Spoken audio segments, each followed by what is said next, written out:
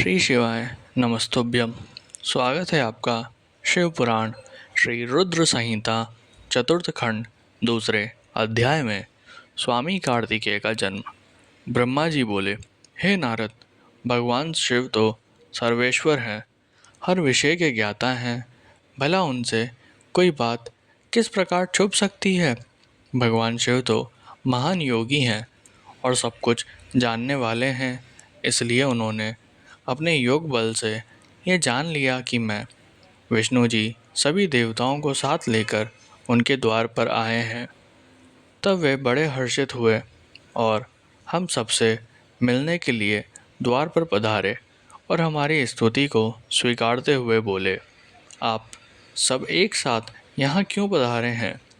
तब हमने अपने आने का प्रयोजन बताते हुए कहा कि हे देवादिदेव करुणा निदान भगवान, तारकासुर के अत्याचार दिन प्रतिदिन बढ़ते जा रहे हैं।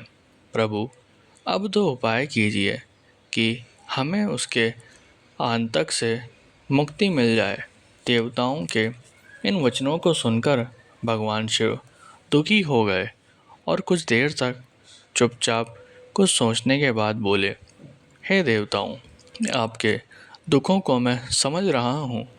मेरे लिए एक कठिन समस्या है कि मेरे द्वारा किए गए शक्तिपात को कौन धारण कर सकता है। ऐसा कहकर उन्होंने अपना शक्तिपात धरती पर गिरा दिया। तब सब देवताओं ने अग्निदेव से प्रार्थना की कि वे भगवान शिव की उस शक्ति को कपोत बनकर धारण कर ले। सब देवताओं का आग्रह स्वीकार करके अग्निदेव ने कपोत रूप धारण कर उस शक्ति को अपने अंदर समाहित कर लिया। जब बहुत देर तक भगवान शिव देवी पार्वती के पास वापस नहीं पहुँचे तो परेशान होकर देवी स्वयं उन्हें देखने बाहर चली गई। वहाँ जब उन्होंने अग्निदेव को उस शक्ति का भक्षण करते हुए देखा तो वे क्रोधित हो गई। उस समय उनकी आंखें गुस्से के कारण लाल हो गई थी। तब देवी पार्वती ने अग्निदेव से कहा, हे दुष्ट अग्निदेव, आपने मेरे पति त्रिलोकीनाथ की शक्ति का भक्षण किया है। इसलिए आज मैं तुम्हें शाप देती हूँ कि तुम सर्वभक्षी होंगे। जो भी तुम्हारे संपर्क में आएगा वह तत्काल नष्ट हो जाएगा। तुम सर्वथा इस आग में स्वयं भी जलते रहोगे। अग्निदेव को क्रोध में ये शाप देकर देवी पार्वती वहाँ से चली गई। उनके साथ शिवजी भी वहाँ से चले गए। इधर समस्त देवताओं द्वारा अग्नि में होम करने से और अन्न आदि के सेवन द्वारा वह शक्ति सब देवताओं के शरीर में पहुँच गई। उस शक्ति की गर्मी से सभी देवता दुखी हो गए। तब सब पुनः भगवान शिव की शरण में पहुँचे और उनसे हाथ जोड़कर प्रार्थना करने लगे कि भगवान, हमें इस जलन से मुक्ति दिलाइए। हम सबकी पीड़ा अनुभव कर उन्होंने हमसे कहा कि शक्ति के ताप और जलन को बंद करने के लिए उसे हमें अपने शरीर से वमन के द्वारा बाहर निकालना होगा। भगवान शिव की आज्ञा मानकर हम सभी देवताओं ने वमन द्वारा शिवजी की उस शक्ति को अपने शरीर से निकाल दिया। उसके निकलते ही सबने संतोष की सांस ली और महादेव जी की स्तुति करके उन्हें धन्यवाद दिया। परंतु अग्निदेव की पीड़ा किसी भी प्रकार कम नहीं हो रही थी। उनका हृदय जल रहा था। तब मैंने अग्निदेव को भगवान शिव की शरण में जाने की सलाह दी। मेरी बात मानकर अग्नि देवता ने भक्त वत्सल भगवान शिव की बहुत स्तुति की। तब शिवजी प्रसन्न हुए और बोले, कहिए अग्निदेव, आप क्या कहना चाहते हैं। तब अग्निदेव ने हाथ जोड़कर भगवान को प्रणाम किया और उनकी स्तुति की। तत्पश्चात वे बोले, हे देवादिदेव, कृपया करके मेरे अपराध को क्षमा कर दीजिए। मैं बहुत बड़ा मूर्ख हूँ जो मैंने आपकी शक्ति का भक्षण कर लिया।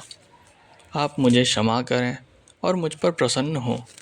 भगवान, मुझ पर कृपा कर इस शक्ति के ताप को कम करके मुझे मुक्ति दिलाइए। यह सुनकर भगवान प्रसन्नतापूर्वक अग्निदेव से बोले, हे अग्निदेव, आपने उस शक्ति का सेवन करके बहुत बड़ी भूल की है। अपने किए का दंड आप काफ़ी समय से भोग रहे हैं, इसलिए मैं आपको क्षमा करता हूँ।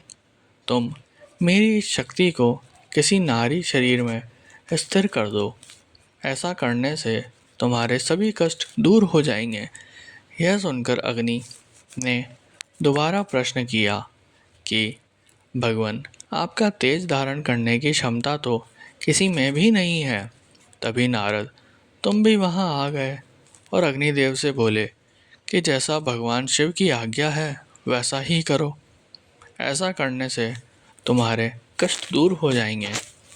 तब तुमने अग्निदेव से कहा कि माघ महीने में जो भी स्त्री सबसे पहले प्रयाग में स्नान करे, उसके शरीर में आप इस शक्ति को स्थित कर देना।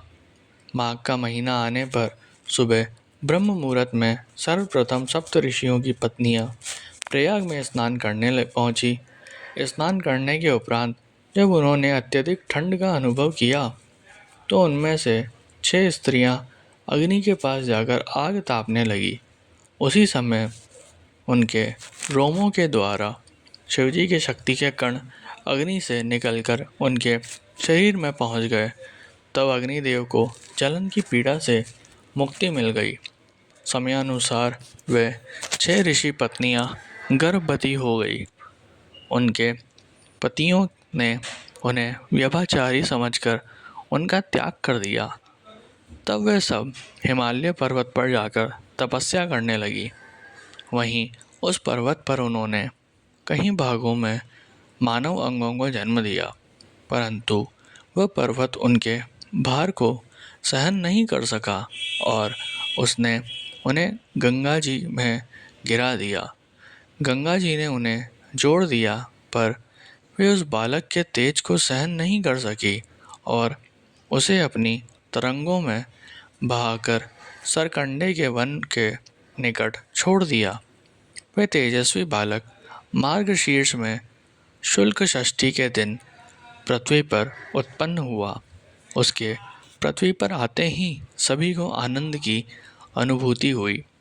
आकाश में दुदुभियाँ बजने लगी और फूलों की वर्षा होने लगी।